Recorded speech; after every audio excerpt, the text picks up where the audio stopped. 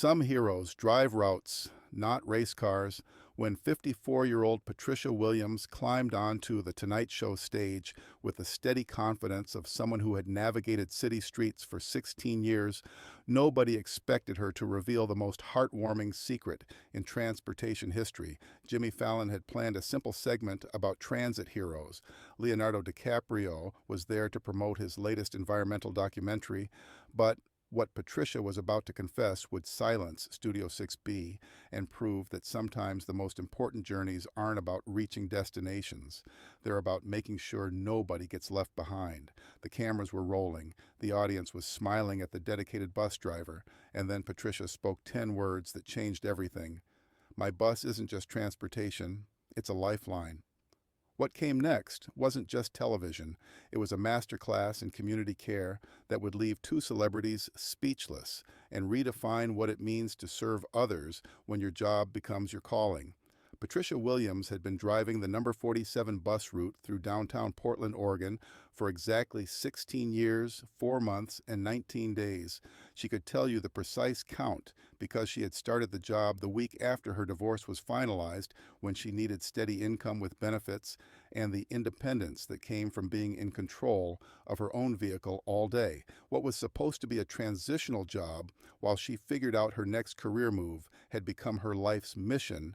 But more than that, it had become her ministry to the forgotten members of her community. The number 47 route was a 43-stop journey that connected downtown Portland with several residential neighborhoods, populated primarily by elderly residents, many of whom relied on public transportation as their only means of getting around the city. The route served 3 senior housing complexes, 2 assisted living facilities, and dozens of apartment buildings where elderly people lived alone, often with limited family support or social connections. During her first year driving the route, Patricia had approached the job with professional efficiency: pick up passengers, collect fares, follow the schedule, drop people off at their destinations. But gradually, she began to notice patterns among her regular riders that troubled her. Elderly passengers who rode the bus daily for weeks would suddenly disappear for days or weeks at a time. Others would board the bus looking confused or distressed, sometimes forgetting their destinations or seeming disoriented about where they were. Driving a bus in a neighborhood with a lot of elderly residents is different from other routes. Patricia later explained to new drivers she trained. These aren't commuters going to work who can take care of themselves. These are people who might not have anyone else checking on them regularly. Sometimes the bus driver is the only person they interact with all day. The welfare checking had begun almost by accident during Patricia's second year driving the route. Mrs. Eleanor Chen, an 82-year-old woman who rode the bus to the grocery store every Tuesday and Friday at exactly 10:15 a.m., had missed 3 consecutive trips, something that had never happened in the year Patricia had been driving. Mrs. Chen was one of those passengers who Patricia looked forward to seeing, always polite, always ready with exact change, always sitting in the same seat behind the driver. On the Friday when Mrs. Chen missed her 3rd trip, Patricia made a decision that would define the next 14 years of her career. During her lunch break, she drove her personal car to Mrs. Chen's apartment building and asked the building manager to do a wellness check. They discovered that Mrs. Chen had fallen in her bathroom 4 days earlier and had been unable to get up or reach a phone for help. She was dehydrated, confused, and probably would have died if someone hadn't found her soon, Patricia later remembered. The paramedics said another day or two, and it could have been too late. All because she fell in her own bathroom and nobody knew she was missing. That incident had opened Patricia's eyes to a reality she hadn't previously considered. Many of her elderly passengers were living in complete isolation, with no family, friends, or support systems to notice if something went wrong. The bus route was often their only regular contact with the outside world, and Patricia was sometimes the only person who would notice if they disappeared. From that day forward, Patricia began paying closer attention to her regular elderly passengers. She memorized their schedules, their usual destinations, their typical behavior patterns. When someone who normally rode every day missed more than 2 consecutive trips, Patricia would find a way to check on them during her breaks or after her shift ended. The checking took various forms depending on the situation. Sometimes Patricia would simply drive by the person's residence to see if lights were on or if there were signs of activity. Other times, she would contact the building manager or apartment complex office to request a wellness check. In cases where she was particularly concerned, Patricia would knock on doors herself, introducing herself as the bus driver who noticed the person hadn't been taking their usual trips. Over the years, Patricia's informal welfare checks had prevented dozens of medical emergencies and possibly saved several lives. She had found elderly passengers who had fallen and couldn't get up, discovered people who had become ill and were too confused to seek help, and identified residents who had run out of medication and were too proud or embarrassed to ask for assistance.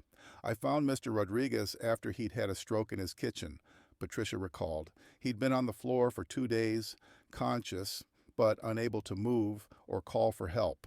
I found Mrs. Patterson when she'd fallen and broken her hip. She'd been lying in her bedroom for 3 days, trying to crawl to the phone.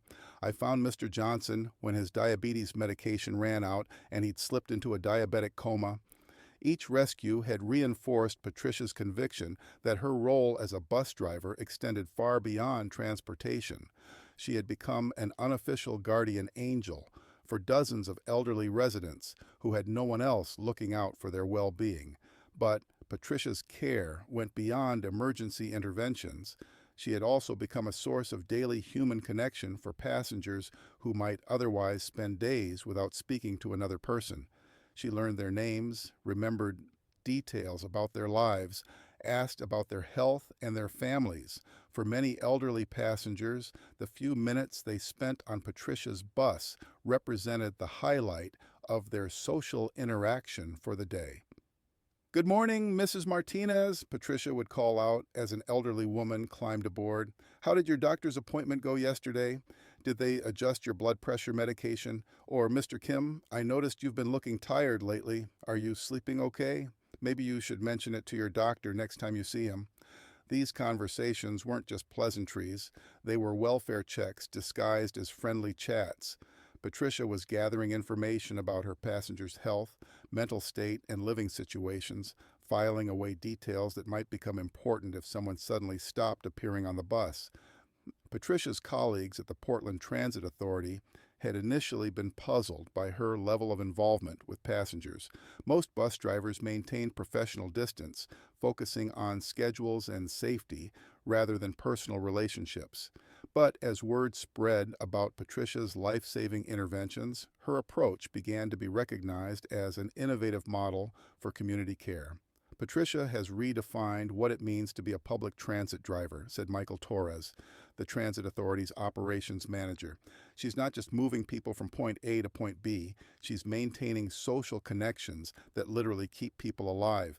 We've started training other drivers to follow her example." The emotional cost of Patricia's expanded role was significant.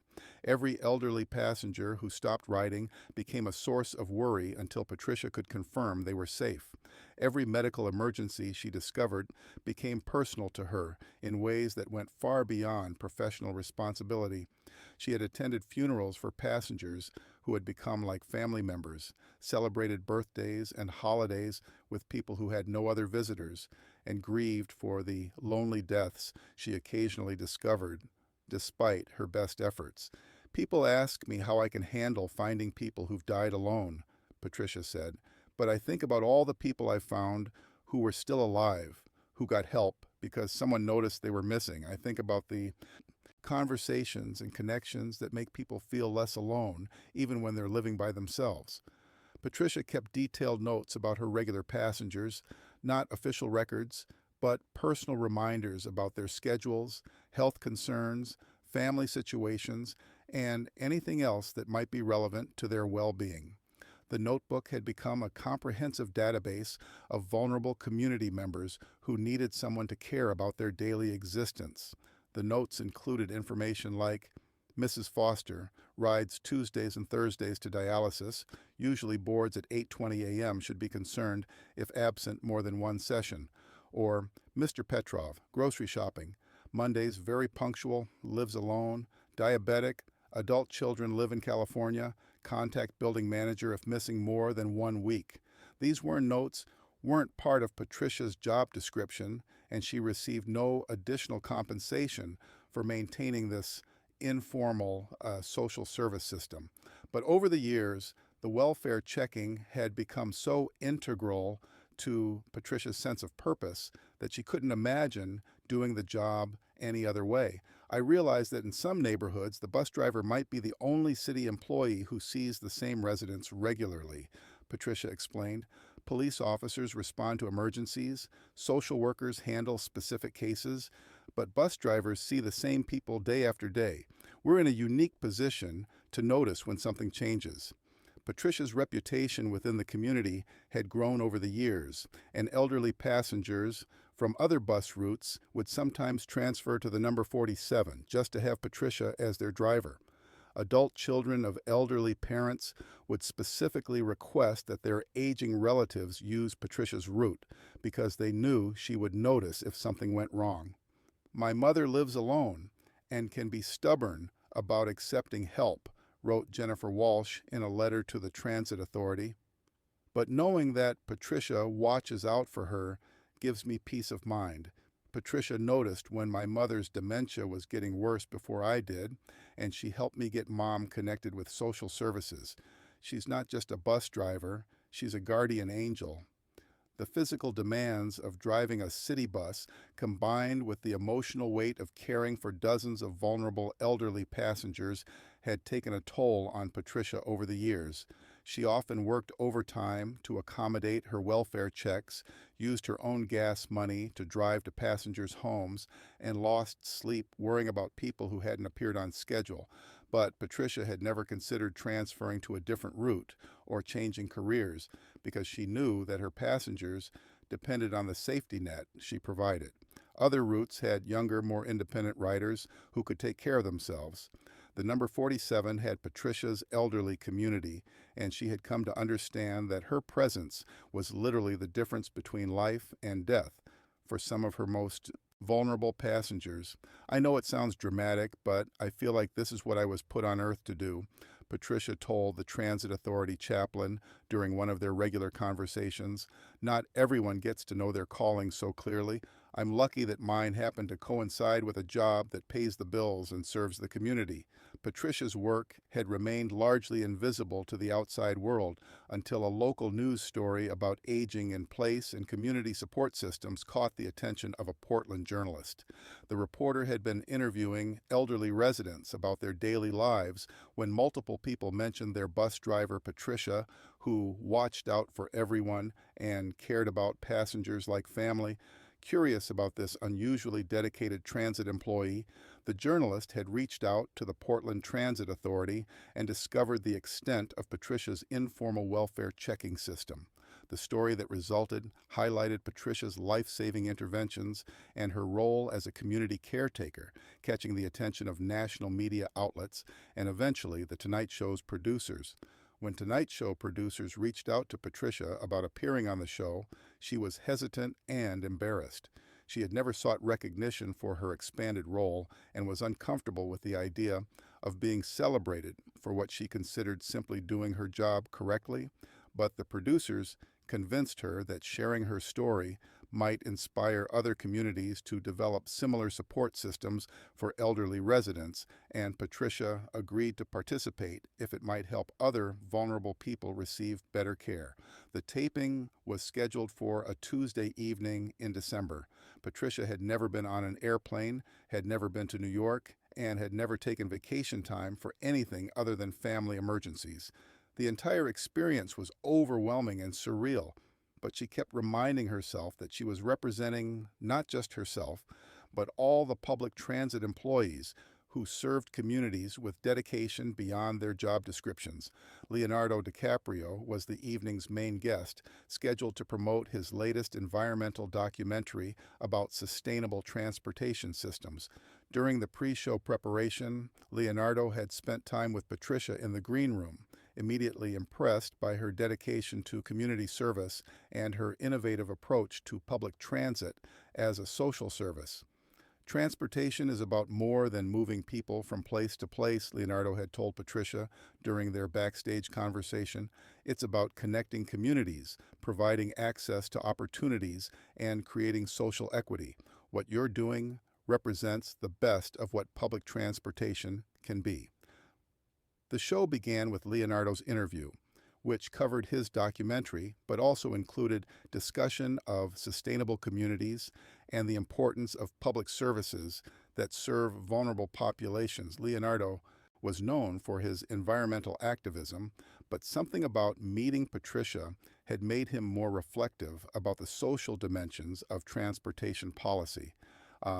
Public transportation isn't just about reducing carbon emissions, Leonardo told Jimmy during the interview. It's about creating communities where everyone has access to the resources they need to thrive. And it's about recognizing that the people who operate these systems are often providing services that go far beyond what's written in their job descriptions. Jimmy nodded, clearly thinking about Patricia waiting backstage. Public transit drivers interact with the same people every day. They're in a unique position to notice changes in their communities. Exactly. And I think the best public servants understand that their real job is taking care of people, whatever form that takes. Sometimes that means going above and beyond what's officially required. This comment would prove to be perfectly prescient, setting the conceptual foundation for what was about to happen when Patricia joined them on stage. Speaking of public servants who go above and beyond, Jimmy announced as Leonardo's segment wound down, I want to introduce Patricia Williams. Patricia has been driving the same city bus route in Portland for 16 years, and she has redefined what it means to serve your community. Leonardo, I know you wanted to meet her. Absolutely, Leonardo said, his chair being repositioned to make room for Patricia. I have tremendous respect for people who dedicate their careers to public service. Patricia walked onto the stage with the calm competence of someone who was accustomed to navigating complex situations with grace and efficiency. She wore a simple navy blue dress that she had purchased specifically for this appearance, the first new dress she had bought in 3 years, and her graying hair was styled neatly. Most notably, she carried herself with the quiet confidence that came from knowing she made a real difference in people's lives every day. Patricia, welcome to the show, Jimmy said, helping her get settled in her chair. 16 years driving the same bus route. That's incredible consistency. Thank you, Jimmy, Patricia replied, her voice carrying the same warm professionalism she used with passengers every day. I love my route. I love the community I serve. When you drive the same streets and see the same people every day for 16 years, it becomes more than a job. It becomes home. Leonardo leaned forward with genuine interest. Patricia, what drew you to public transportation as a career? Patricia paused, considering how to explain her journey without making it sound more dramatic than it felt to her.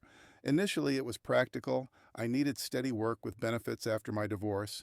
But I discovered that driving a bus, especially in a neighborhood with a lot of elderly residents, is really about being part of a community support system.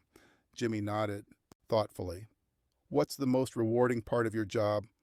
Getting to know my passengers as individuals, Patricia said without hesitation. When you see the same people several times a week for years, you start to care about what happens to them. They're not just passengers, they're neighbors. Friends, people whose well-being matters to you. Leonardo's expression grew more interested. That sounds like you have a very personal approach to what could be an impersonal job. Transportation is personal, Patricia replied.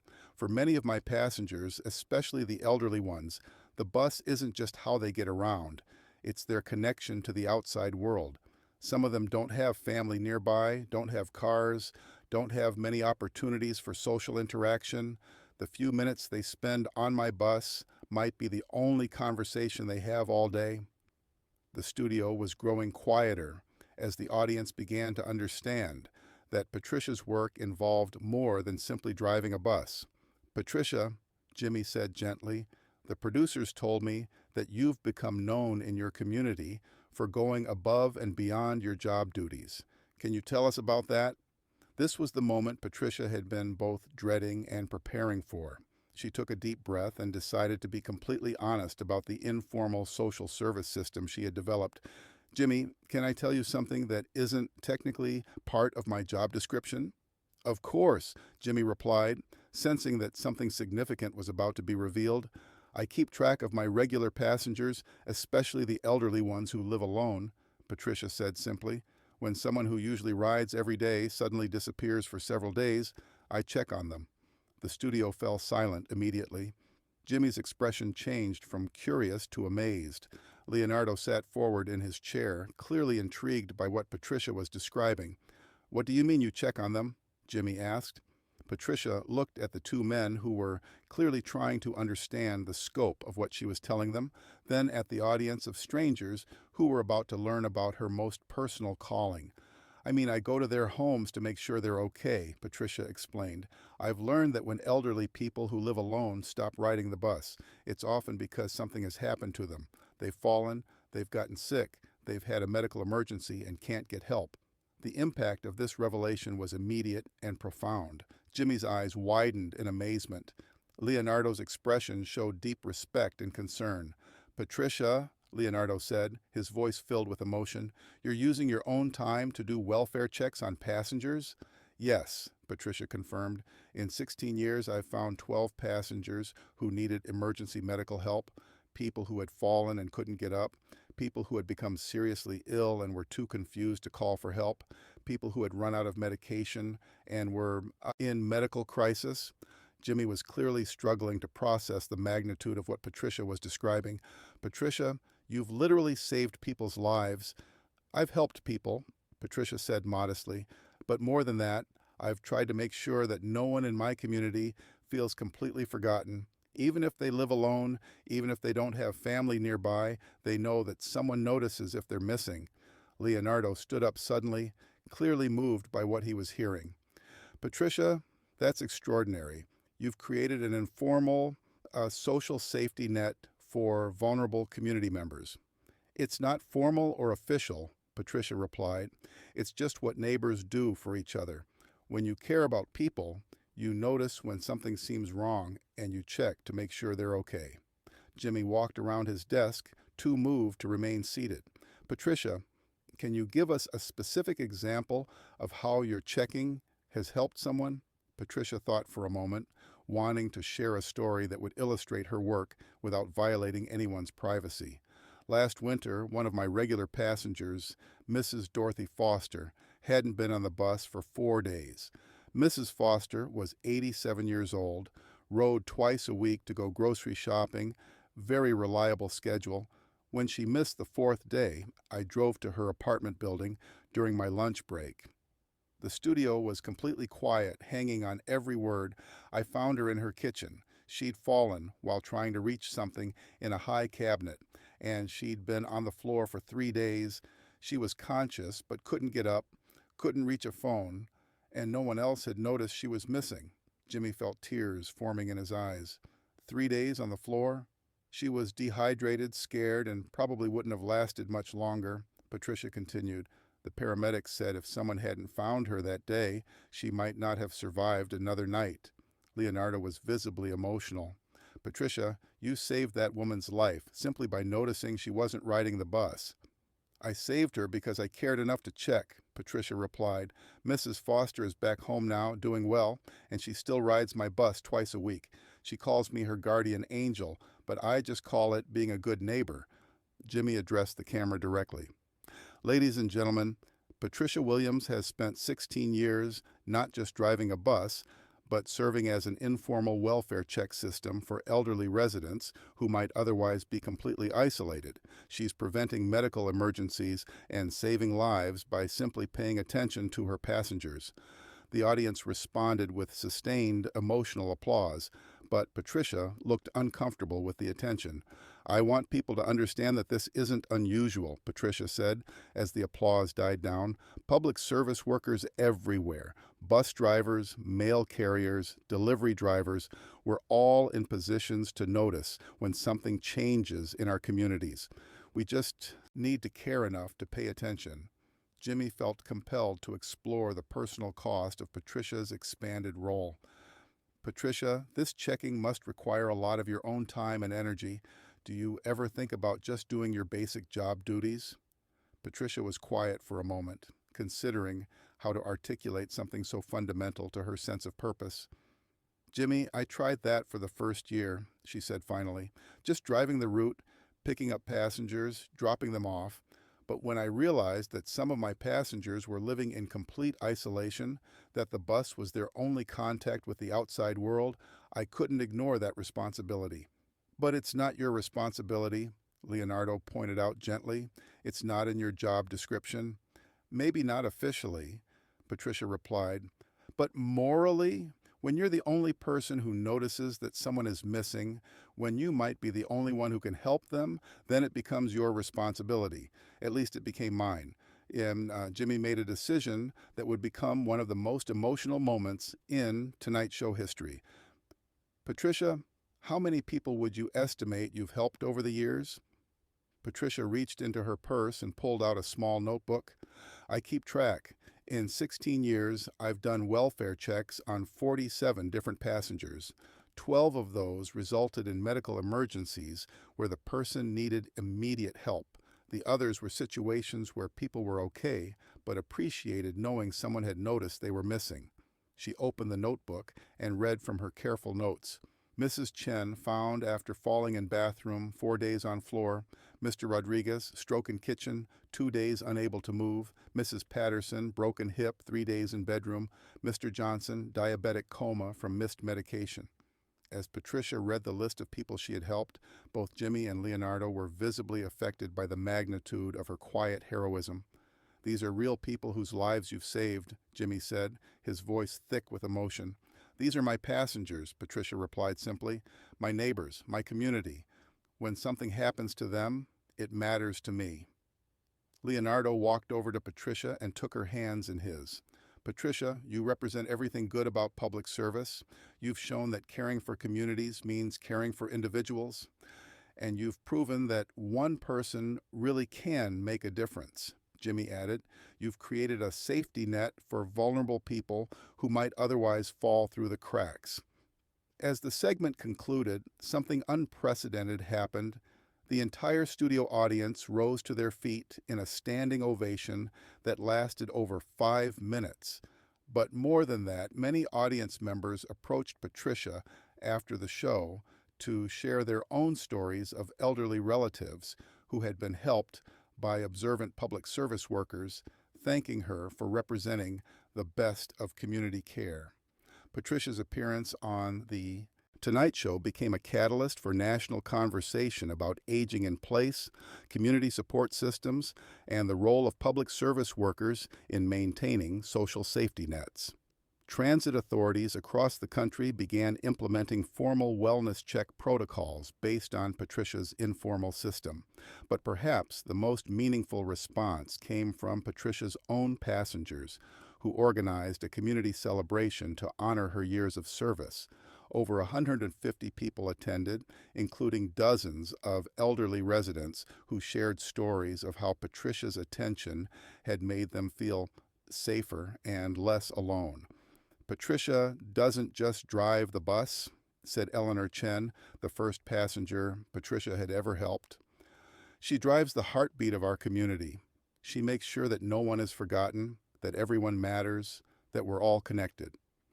6 months later, Patricia was invited back to The Tonight Show for a follow-up segment. She brought with her a photo album filled with pictures from community events, letters from grateful families, and documentation of the wellness check program that had been implemented by transit authorities in 12 cities based on her example. This is what change looks like, Patricia told the audience, holding up letters from other bus drivers who had started their own passenger wellness programs. When one person decides to care, it creates ripples that spread throughout entire communities. Patricia continues driving the number 47 route, still keeping her careful notes about passenger patterns and still doing welfare checks when regular riders disappear. Her notebook now includes over 60 names of people she has helped over the years, each representing a life protected by her vigilance. The Portland Transit Authority has officially recognized Patricia's welfare checking system and provides support for her expanded role. Other drivers have been trained in her methods, and the program has become a model for transit authorities nationwide.